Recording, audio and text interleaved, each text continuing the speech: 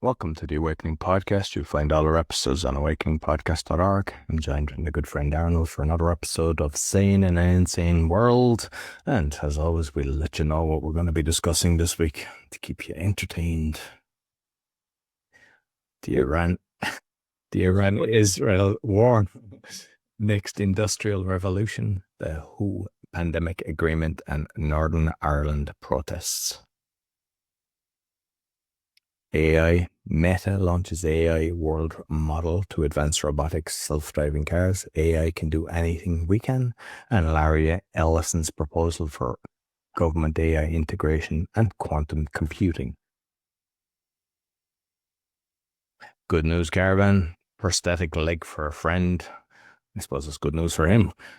John Hopkins researchers have made a groundbreaking discovery in cancer detection and turned soda cans and seawater into clean hydrogen energy.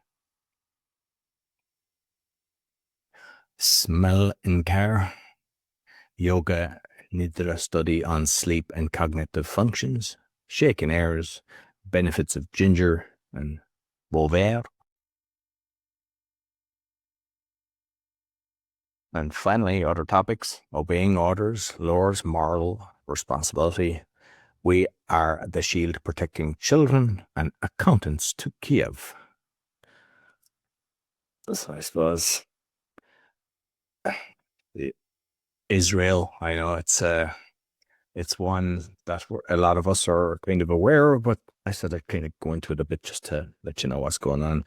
The current escalations was initiated by Israel on Friday, June the 13th, 2025, when Israeli jets conducted a significant military operation targeting Iran's nuclear and military sites. The attack resulted in multiple explosions in Tehran and other parts of Iran, deaths of several top-ranking Iranian military commanders, and casualties among nuclear scientists.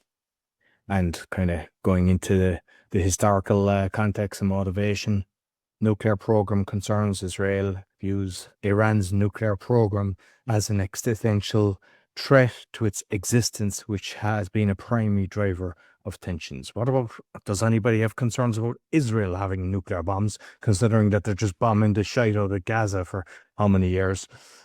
Religious and ideology differences. The conflict is rooted in religious and Iran, predominantly Shia Muslims, positioning itself against Israel, Jewish state. Geopolitical rivalry. Both nations compete for regional influence, with Iran's support for groups like Hezbollah and Hamas directly conflicting with Israel's security interest. And recent escalations to conflict. In April, Israel bombed an Iranian consulate in Damascus. Iran retaliated with over 300 missiles and drones towards Israel, and Israel continues with strikes on Iranian military sites and assassinations of key figures.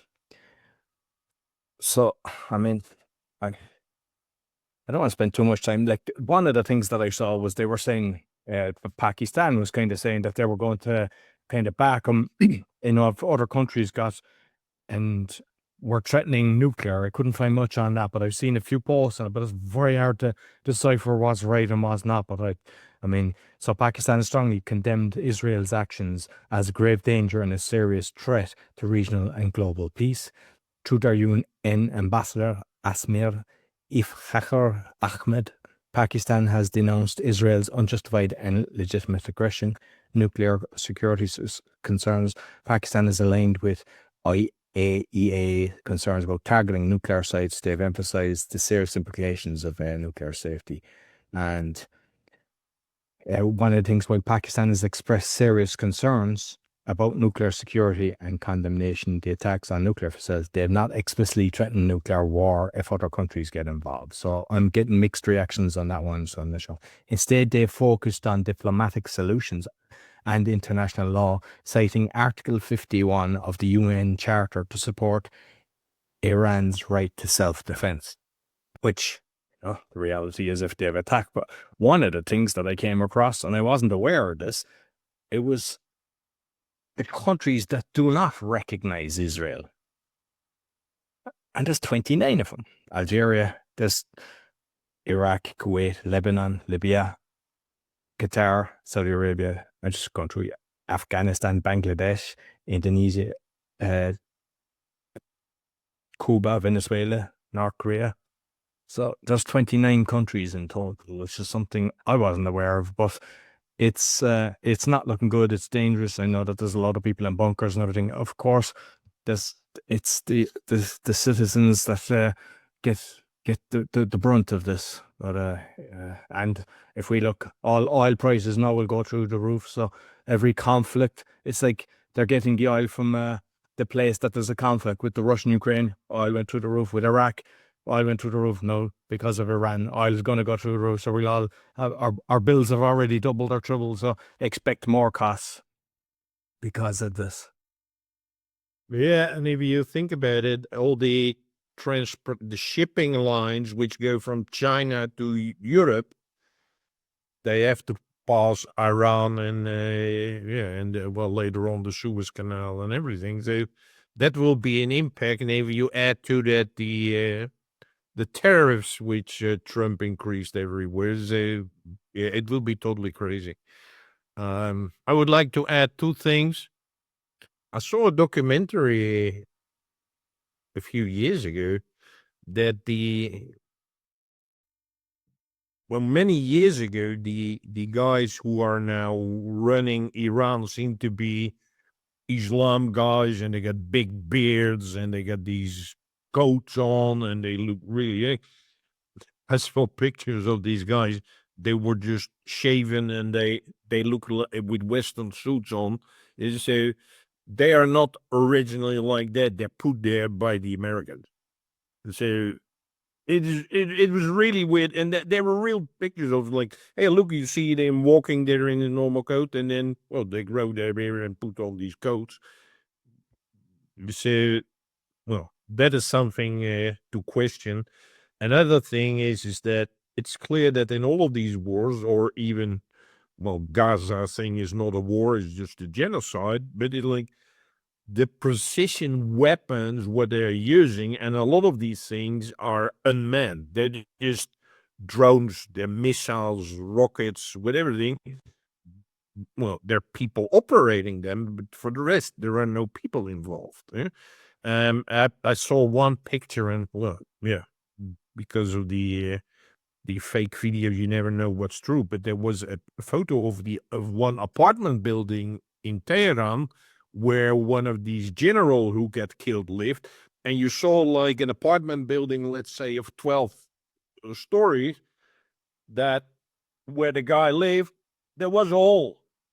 So that's where the rocket went in. So they can just literally program a missile that it goes exactly in your apartment and a building with 150 other apartments.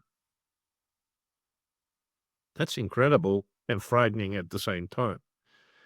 But it's like people can operate these things from a distance. And still they want to create a lot of damage. And where's the damage? The civilians. Because I saw messages that Netanyahu, that he is in a bunker in Greece. So it's like, so the people who get targeted are just normal people like you and I who live in the city.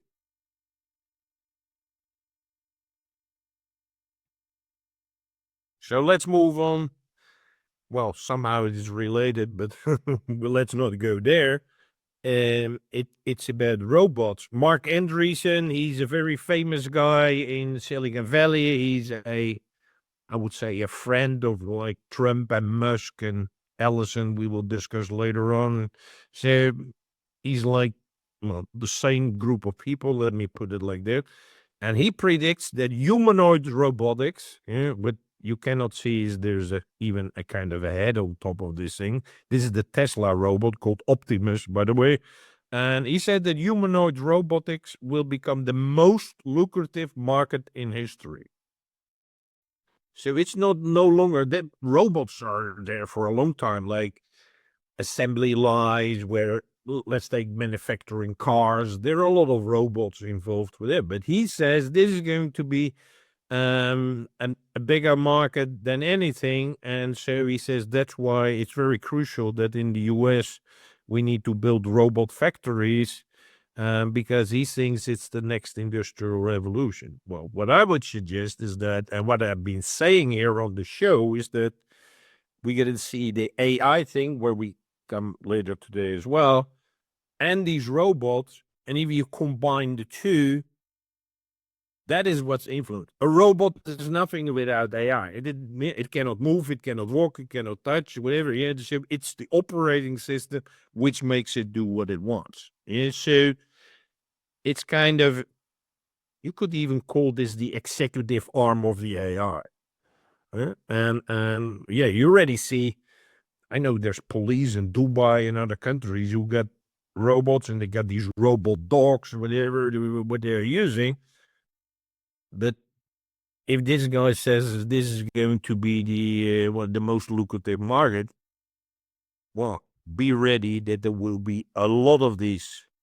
Well, I don't know whether they're guys or boys or girls, but it like yeah, these things will show up everywhere. And yeah, the movies that they show us, they normally tell us what's kind of coming in the future. So is Terminator something that's going to happen? It wouldn't surprise me.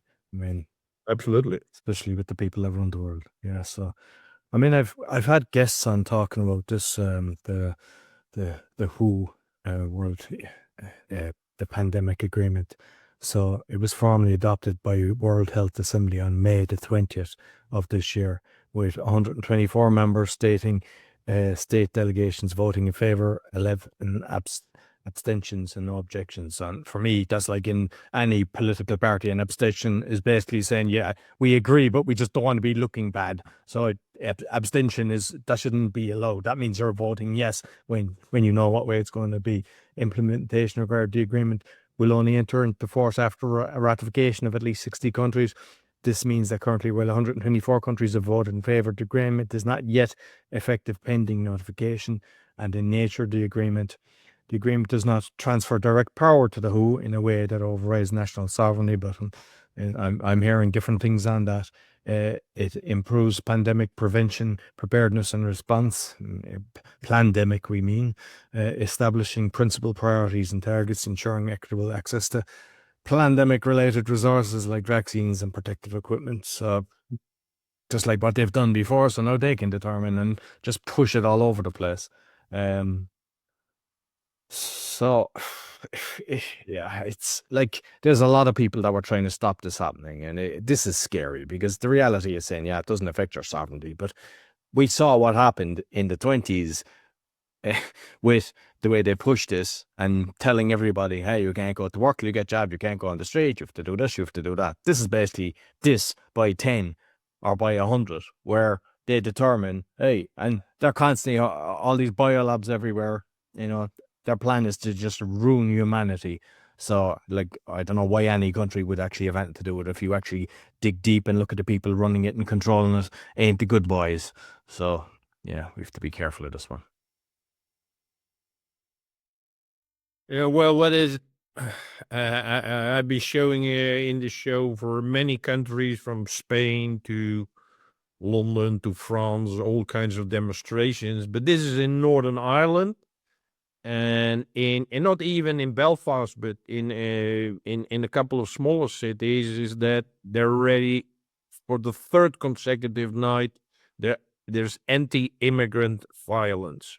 So people are really fed up by immigrants taking over their cultures and societies and institutions, and not police their houses. So this is well, you can see it's an official picture from France Press. It's happening, even in small cities, that people have had enough. Yeah, people are no longer accepting it. And I think that's a good thing. And I think it's Ballymead, but what I'd heard is that they raped a granny and a child, and that kind of sparked it. So, and that's happening everywhere. Like Ireland is destroyed. You've these, people just and the government protecting them because they're they're all in on it. And yeah, it's you have to stand up. That's the thing. You just have to stand up. And what they're doing, I don't know that I mentioned it, but in Ireland they're stopping they're blocking the construction sites. They even went in and destroyed the construction equipment as well in my city. So you don't wait till they're there. Stop them when you see them coming. And most of in Ireland, most of the leaders actually have houses where they're housing these people, and the amount of money that they get is based on bed. They're making millions. So you have the government who's pushing this, who have their hands in their pocket and they're feeding themselves, and also they're getting involved in mosques now as well. So the whole lot of them need to be kicked out. And I see them protesting. Even my mother last week, she protested. I know we were discussing it ourselves. The protest in Cork was a very good turnout, but I don't think that it never makes a difference. It's and most of the speakers, to be honest, I wasn't impressed with the way they do it or their planning and everything. It's hey, let's get angry. That doesn't work. You go to the councillors, you surround their houses, you shun the whole lot of them. It's the only way you're going to stop it. You have to go. They're supposed to represent us. They're not representing us in any country. So there's no point in marching. You march. You organise 1,000 people outside their house, and that's going to make the difference. It's the only way. Absolutely. So AI Meta launches AI world model to advanced robotics self-driving cars. On Wednesday announced it's rolling out a new AI model that can better understand the 3D environment and movements of physical objects. The tech giant, which owns popular Facebook, Instagram, WhatsApp, and there's a load of other things that they own, said this new open source AI model, VJEPA, JEPA2, can understand, predict, and plan in the physical world, known as a world model. These systems take inspiration from the logic of the physical world to build an internal simulation of reality, allowing AI to learn, plan, and make decisions in a more human-like manner. AI has been a key focus of Mark Zuckerberg as the company faces competition from players like OpenAI, Microsoft, and Google. It's to invest 14 billion into AI to scale the AI. I don't know. It's everything we touch on AI and we look at these companies is remember, we were just talking about what happened in 2020. This guy was actually blocking all the information. We were coming out trying to help people and everything.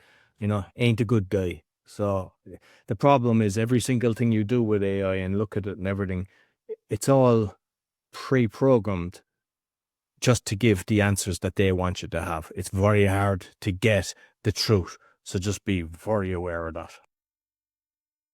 Yeah, it's I want to emphasize is that indeed they bought another company as well. That, like you said, is called Scale AI. And what they want to do is to build not only artificial general intelligence, but ASI, artificial super intelligence. And so I'm pretty sure it's already there. But but now they get out in the open. It's like we bought this company so they can do it for us. But why do we need that? We need less stupid people like Zuckerberg. Well, he's not stupid. He's just evil. We don't need artificial intelligence to say that our whole world is fucked and corrupt and evil. We need less evil. We need to remove things. We don't need to add things.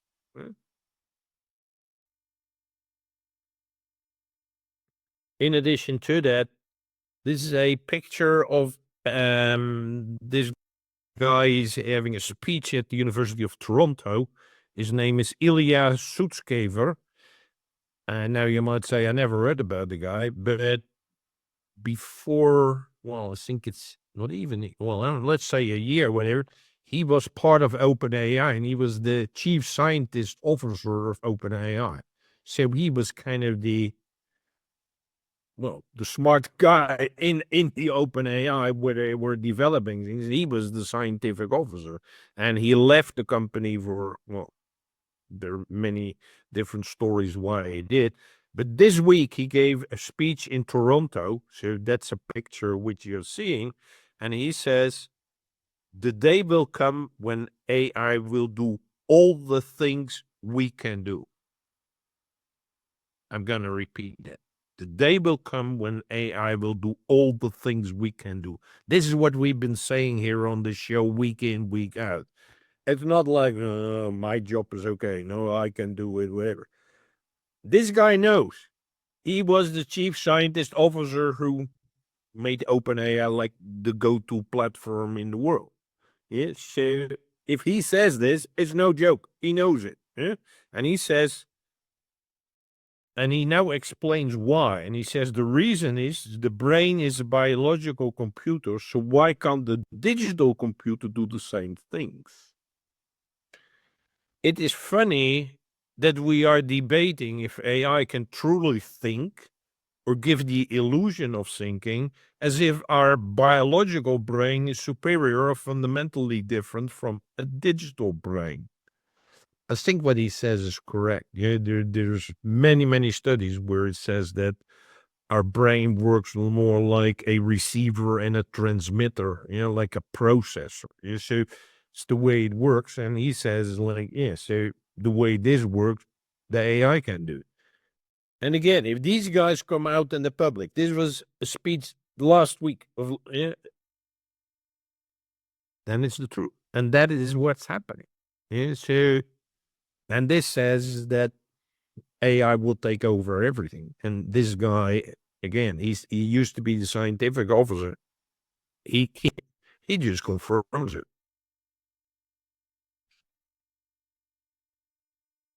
Well, Larry Ellison, the Oracle co-founder, excuse me, recently made significant statements about integrating government data with AI models during the video call with former UK Prime Minister Tony Blair. That's the warmonger for those that are aware. At the World Government Summit in Dubai earlier this year, he described the integration as the missing link for fully leveraging AI. He specifically suggested consolidating fragmented data sets related to health, agriculture, infrastructure, procurement, order information into a single secure database that AI models could access. The benefits, he's saying: enhanced detection and waste and fraud within government systems, more informed, timely decision-making of government entities, improve efficiency in public services delivery, and reduce costs, healthcare impact, better outcome of patients. It's something I used to say when I was actually younger. It was like, why don't each country replicate what the other country is actually better? Because like some countries have got things really right, and unfortunately it's all orchestrated that it's not like that. But even if you look at natural health, if everything that was in natural health was actually shared, and there's so many different things, how the world would be better. But there's kind of dangers as well, like they're saying about kind of cyber attack and data leaks. The problem is the people that are putting these things together, you can't trust them, so they're just using your information. So reality is, if you put this and say, oh, this could be a great thing because the world could be better used on this, and reducing wastes and costs that most governments don't do, because some of them get it right. But yeah, it's unfortunately, is there any how many countries in the world you actually think you could trust, and you actually put hand on heart and say they've got our interest at heart? Because I don't know, is there any that exists? Or even if they exist, there will be very soon new elections, and then a bad guy will be chosen, or people will be killed, whatever. It just happened. I think it was yesterday. There were was it a senator or congressman in the U.S.? Two of them were killed, and they had dissenting opinions. So so good will last, but only for a very short time, and as long as they like it. Yeah. Next one's quantum computing. Yeah, this is a picture of a quantum computer. What people in the know would say is like, what I'm missing here is like there's no air conditioning, but it's clear that even these quantum computers, they run on room temperature, so they don't need big air conditioned data centers. But the message is that there is a quantum computer just solved a problem in 2 minutes. 2 minutes. That would take the Earth's fastest supercomputer over 7 million years. What? It could do in 2 minutes what the fastest computer there is in 7 million years. Yeah, so these are there. This is, I think, one from MIT. I've seen that IBM already has a quantum computer. And there are many people working on things. Microsoft is involved in stuff like that. So this is the backbone which is supporting the AI, is supporting the AI back office, is supporting the management of the humanoid robots or whatever. And this is at speeds and at levels which we cannot even fathom. Yeah. Like how difficulty and many people I talk with is when you ask an AI and it's like, well, can you give a summary of this book or writing about this book? It can read a book in 1 minute. I'm like, what? Yeah. But we think in sequential and in reading. I don't know what the AI does, but it doesn't read, because otherwise you cannot have in 1 minute a summary of a 300-page book. So how it's called, I don't know, but we have to learn to think in different dimensions. It's like it's more like, hey, I put this book in there, and it's like, okay, I know. And so it's like, now imagine that there are these quantum computers with these incredible speeds and possibilities that is supporting that. So when we talk about artificial general intelligence, or but Magda is trying to do with artificial super intelligence, this is the infrastructure supporting that. And that is, and again, this is not a fairy tale, this is reality.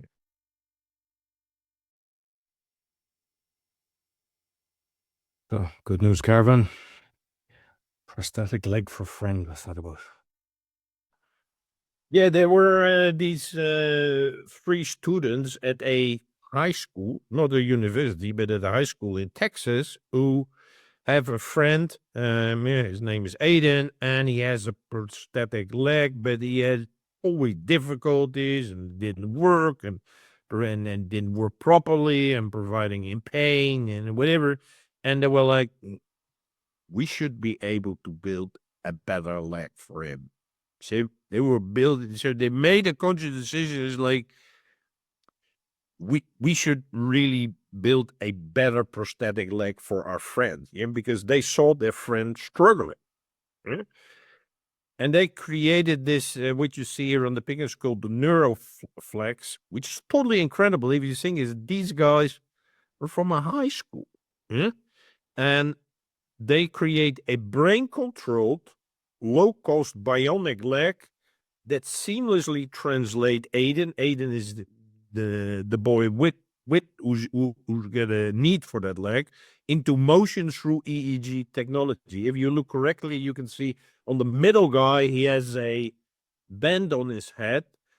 So what does that band does? It transforms his commands in his brain. Is like, well, I assume he says something like, put left leg forward, then right leg, the bend. So he gives these commands in his brain, and that EEG, that bend on his head, translate that in an action for that bionic leg, which I think is totally incredible. Yeah? These were guys that, like, well, let's say, well, I don't know, 15, 16. Yeah, so with the 3 of them, they made this leg for their friend, and it's priced at around $1,000. Wow. Whereas a traditional prosthetic leg, which he had and it didn't work, cost $100,000. Yeah, so that's what they did.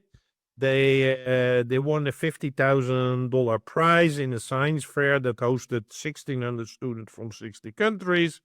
So, but to them, it's not like, look at us, or the prize money or whatever. The only reason why these guys did it is because they saw the struggles and the pain of their friend, and they just wanted to help their friend.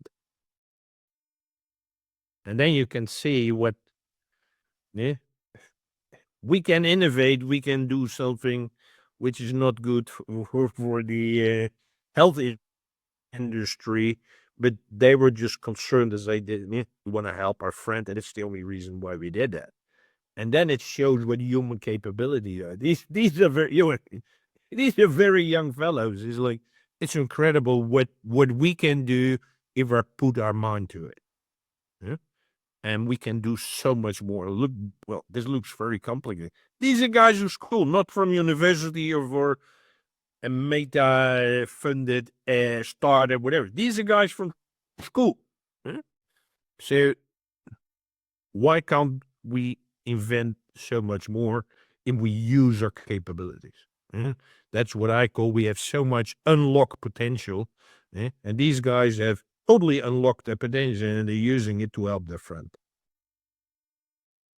Yeah, hopefully open source everything that will help millions of people will be a nice way of doing it before the big boys come in and start charging 100,000 plus again. Like, Yeah.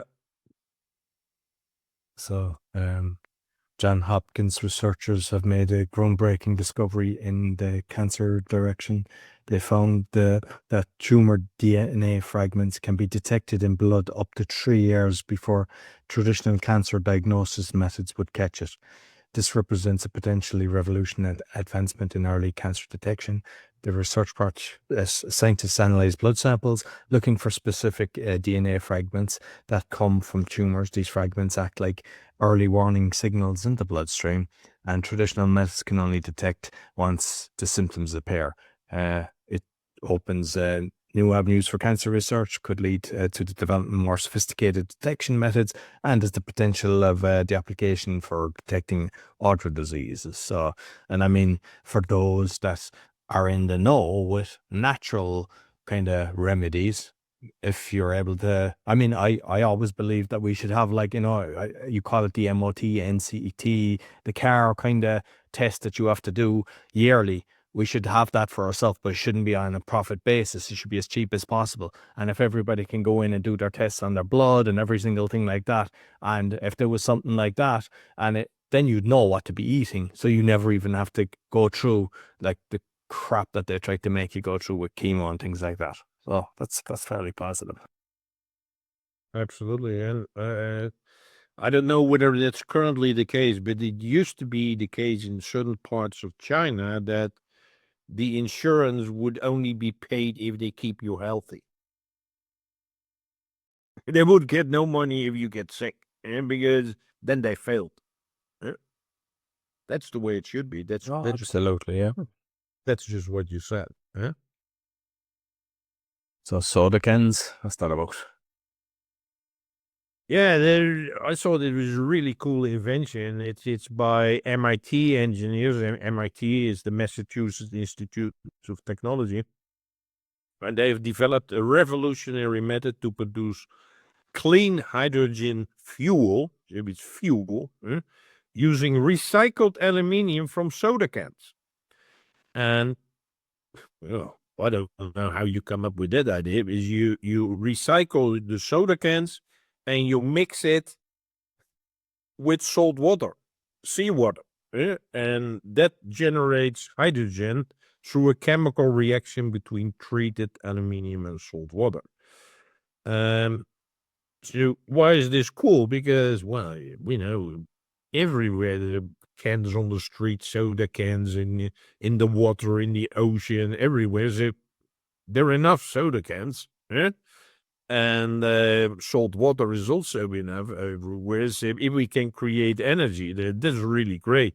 And they say that this scalable process could revolutionize clean energy production for maritime vessels. These big container ships which are bringing goods from all over the world to other parts of the world, and other transportation system. Well, maybe even planes and everything else, and even they create valuable aluminum oxide, hydro oxide byproducts for semiconductor manufacturing. So it seems like it's a very beneficial process which gives energy, low cost energy and everything, which can be used anywhere.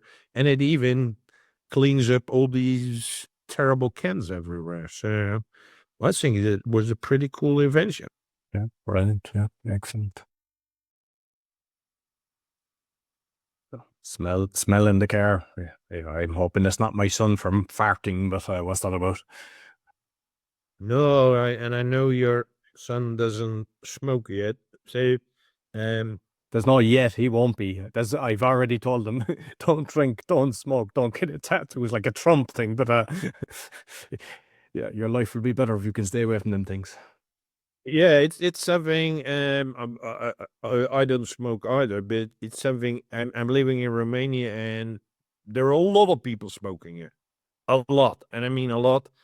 And what you see is that they have in their cars, on the mirror, they have these little trees, yeah, which obviously gives a nice smell because they're smoking in the car. And I saw this post, and he says, "Well, that sound like so." It looked like, oh, I got this tree to get rid of the smoke in my car. But he says that one single car air freshener, so that these are these trees which they hang on the thing, it emits over 546 chemicals, 30 of them classified as hazardous. So you might think like, oh, okay, maybe smoking in my car is not so good, but let me put in that trees, get some nice air, whatever. So maybe even such a tree in your car is worse than smoking itself. Yeah. So people don't put these trees in these cars. Well, if I go now outside in the trees, I would say 80% of the cars have such a thing on the mirror. It's really, but I didn't know that even these things are hazardous. I did. I found that out over 10 years ago, and I didn't use it since I found out about it. And it's also the exact same as the ones that you have in your house. People have air fresheners or the sprays full of toxins, and they think, oh, let's get rid of the smell. If you will have something in the bathroom, have a match, just light a match. That works wonders. Or just open the window. But don't have these sprays, exact same thing. And these glades and all this different things, they're all toxic. So, yeah. Yeah, but it's good. Okay. So, yoga Nidra study on sleep and cognitive functions. The research paper published by PLOS1 investigates the effects of yoga Nidra practice on sleep parameters and cognitive functions, especially focusing on novice practitioners. The study involved 41 participants who underwent both baseline assessments and post-yoga Nidra evaluations. It represents a unique form of complementary and alternative medicine that differs from both meditation and hypnosis. It is characterized by performance in a supine position, generation of delta wave activity, unlike meditation, which is alpha wave status, classification as an awake, aware sleep state. The key findings and result. The study demonstrated significant positive impacts on sleep parameters, including enhanced sleep efficiency, reduced wakefulness after sleep onset, and better overall sleep quality. Cognitive performance participants showed notable improvements in cognitive functions, particularly in visual objective learning tasks performance, fractal to back test accuracy. These improvements suggest enhanced cognitive processing capabilities following the practice. The research has several important implications. Clinical applications. The findings suggest that the yoga nidra potential as a therapeutic intervention for insomnia treatment, general stress reduction, PTSD management. And the research is particularly valuable as it focuses on beginners, whereas previous studies mainly involve experienced meditators. This makes the findings more applicable. And just for those, you can see my QR code. I've got the meditation podcast. My very first episode was a yoga nidra. Plus, there's a lot more. There's a lot of just music ones. You just go into the meditationpodcast.org and just type nidra, and all the different meditations will come up. But yeah, it's another interesting one. So, shaking ears. Yeah, this is a screenshot I took from a video from Dr. I thought it was from Mr. Spock from Star Trek, no? Yeah, no, it's a doctor. I'm following him on Telegram and even I saw he has a huge YouTube channel called Motivational Doc, and he's a doctor, all talking about natural things you can do. This is something which I found intriguing, and I'm applying this literally a couple of days, a couple of times per day for myself. What he's doing is shaking your ear. So you get your ear at the top, midway, and at the lower part, and you like this. You shake it 20 seconds.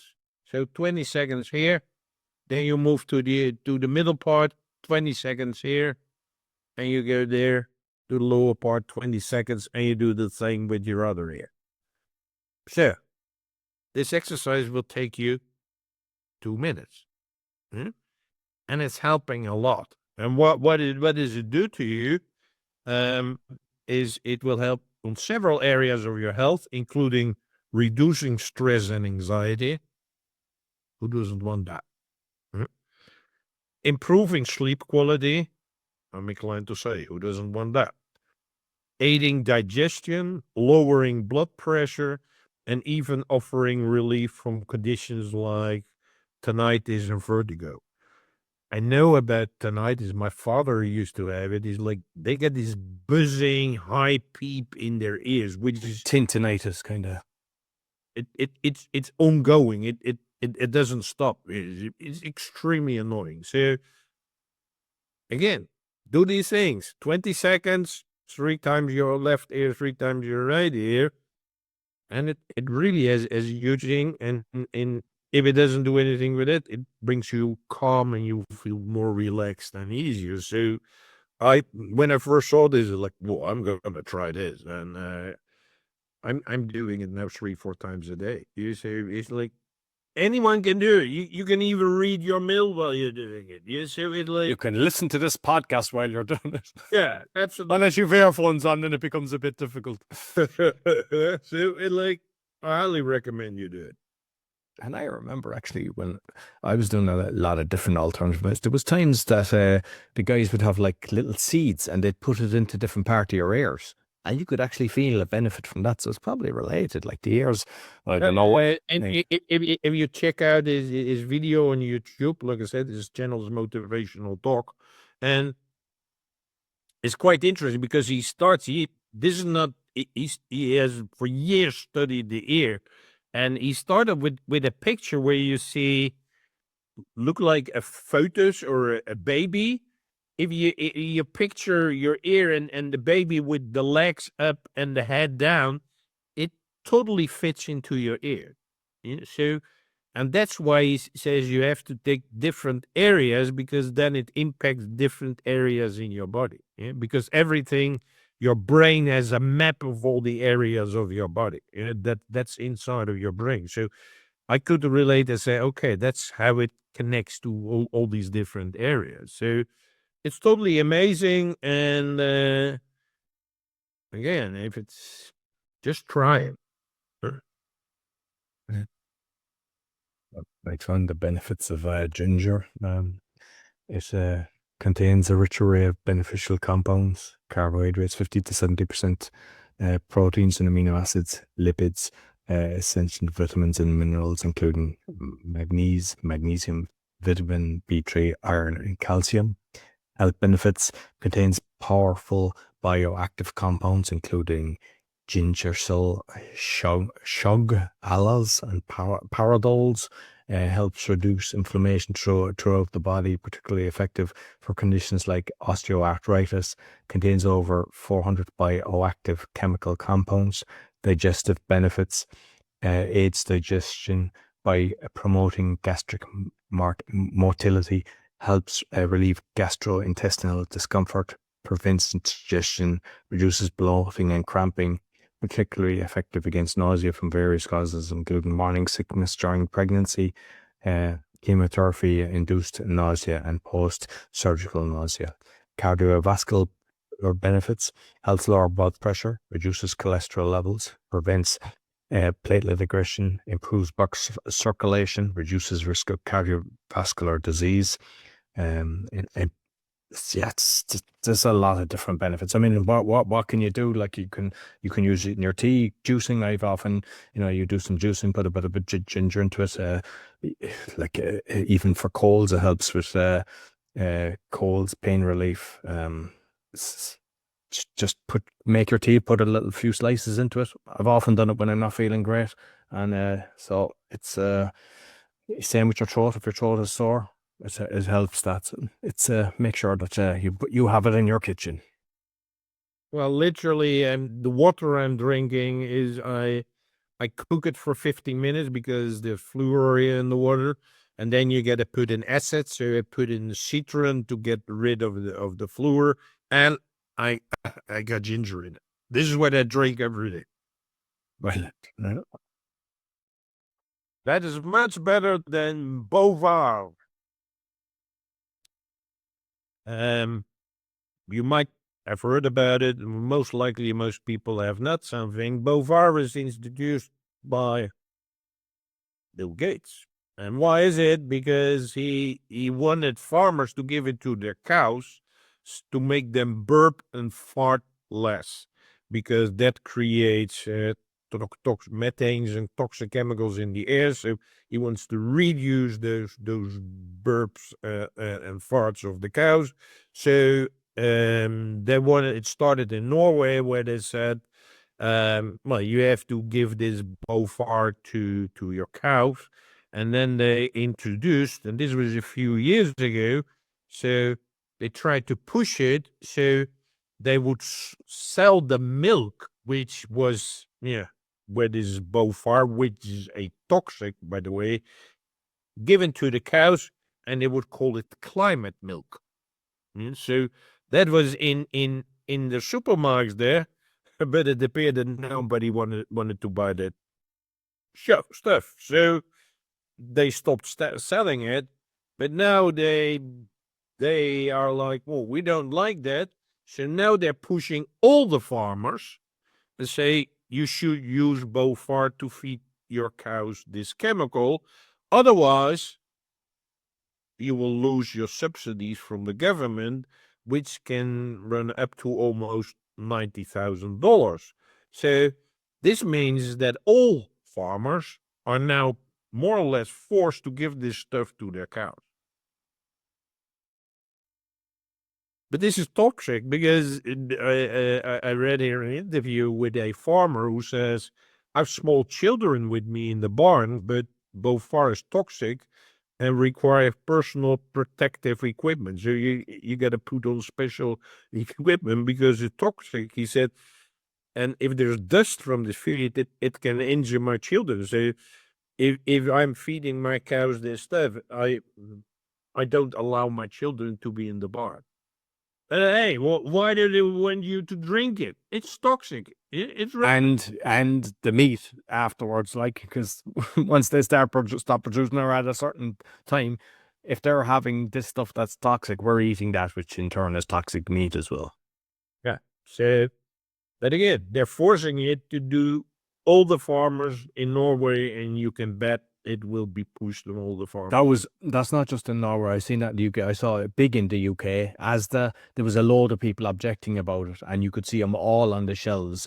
But then they were actually not even saying it. They changed. It's like with the sugar, they change it, amino sweet and all this. They're doing the same with that. They're changing the names, and yeah, it's yeah, Master Gates up to it again. Every single thing that guy touches is to the destruction of humanity. Absolutely. So it looks like the farmers were obeying orders just to get their benefits. So what's that about? They cannot live without it, because the prices are so low because of the power of the supermarkets that they need these subsidies, and they say if you don't put it in there, you don't get the subsidy. Well, you get broke. So what do? I mentioned it about Jeremy Clarkson's last week, I think, and the abattoir. Is that's where they get slaughtered? Is that what it's called? That's the pronunciation.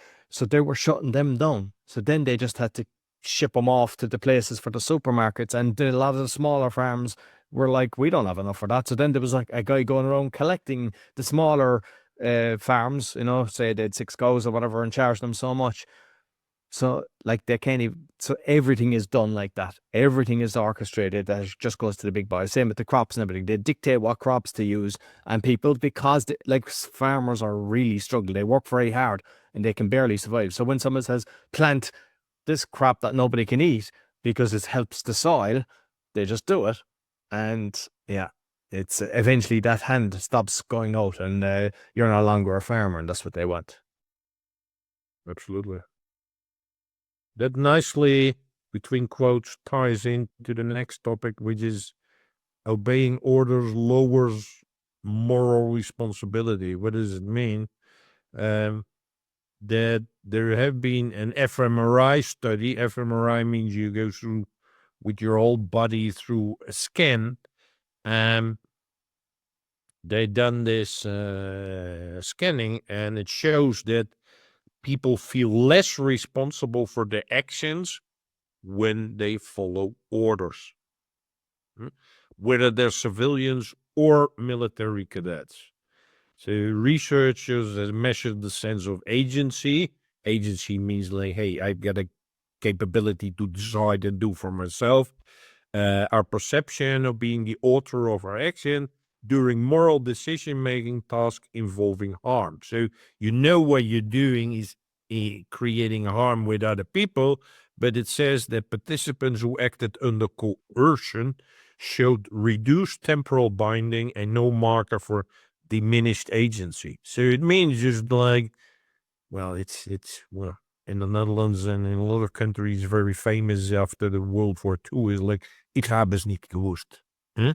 Yeah, it means I didn't know. It's like, nobody told me. They just told me to put the Jews on a train and send them somewhere.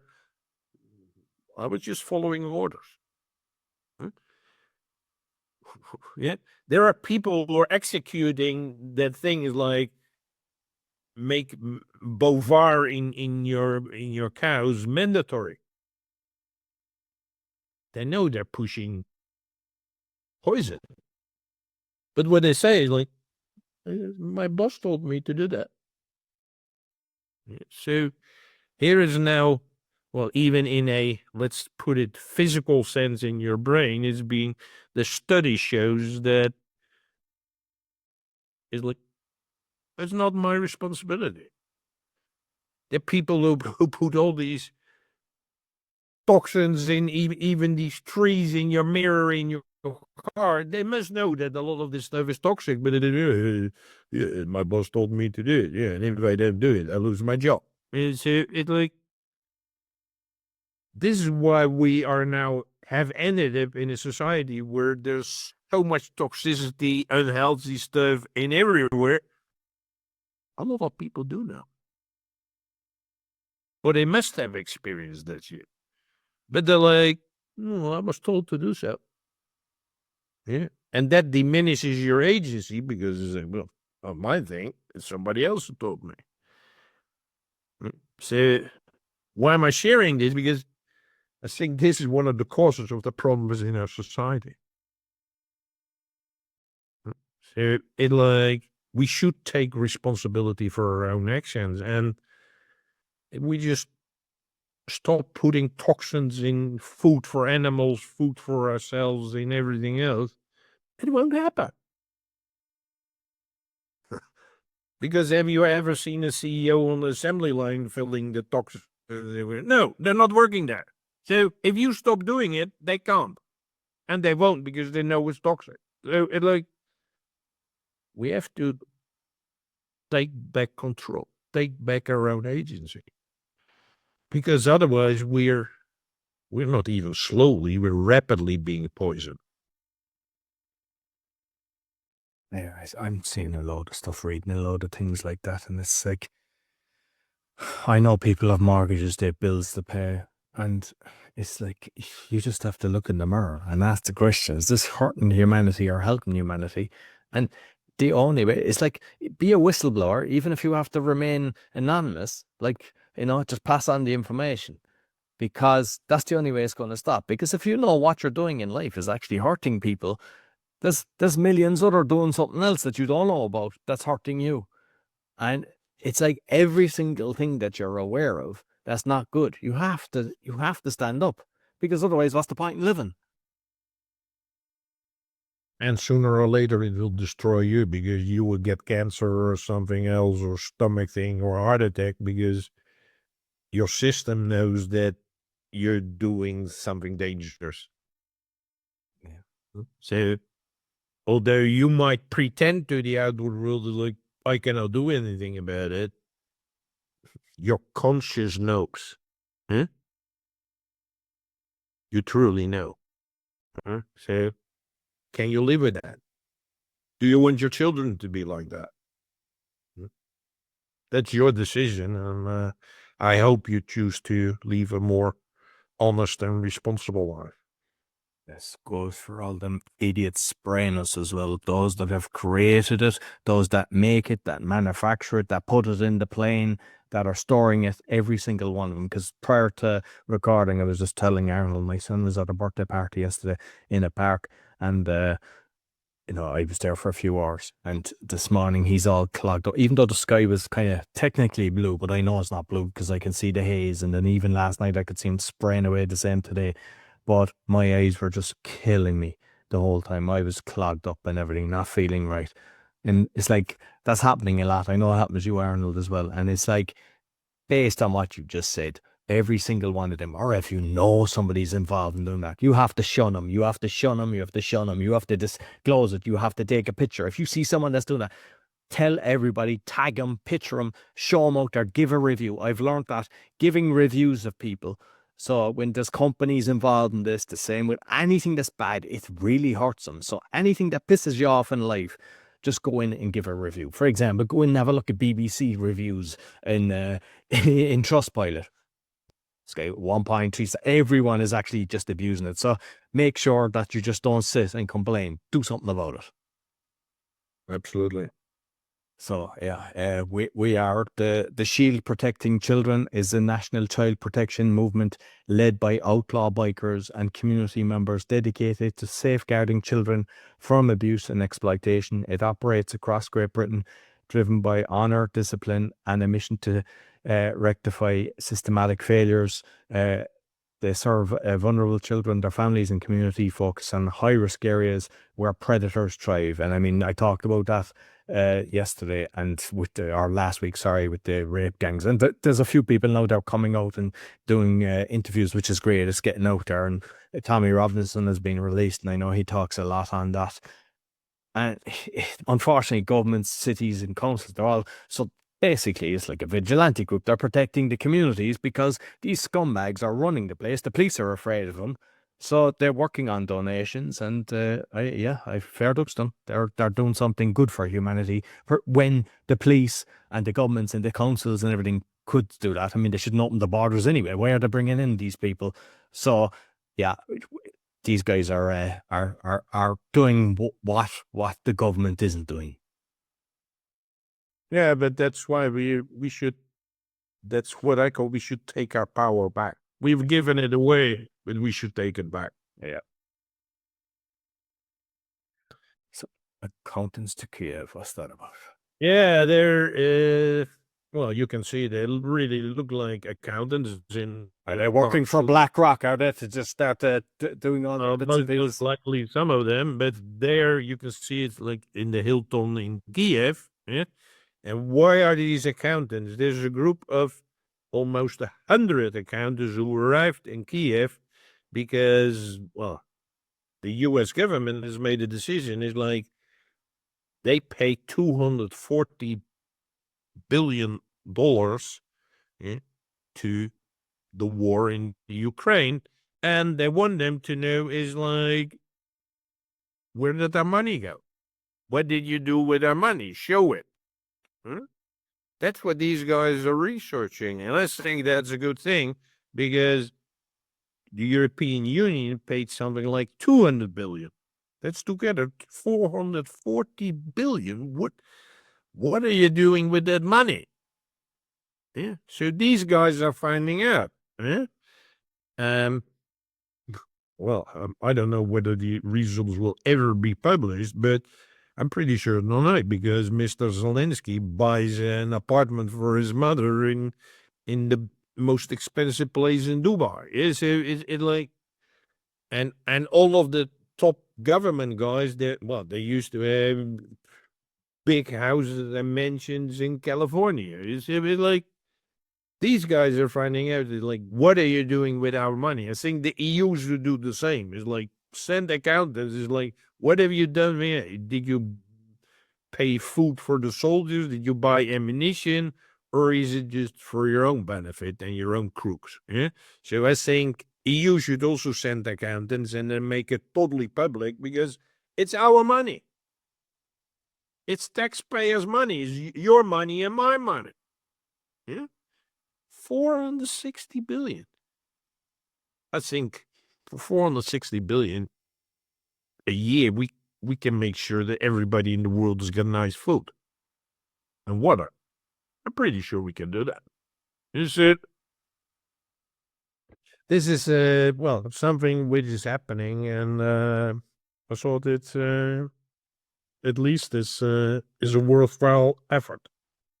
Yeah, interesting. Yeah. We'll see. Do we find out any more about it? Yeah. So, yeah.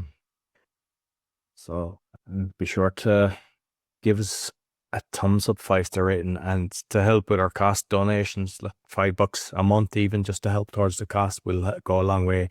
Inside in the show notes, both the audio and the video, there's the link for that. You'll find Arnold on braingym.fitness. You'll find me on roycollin.com, where you'll see the 6 podcasts and everything else I'm doing.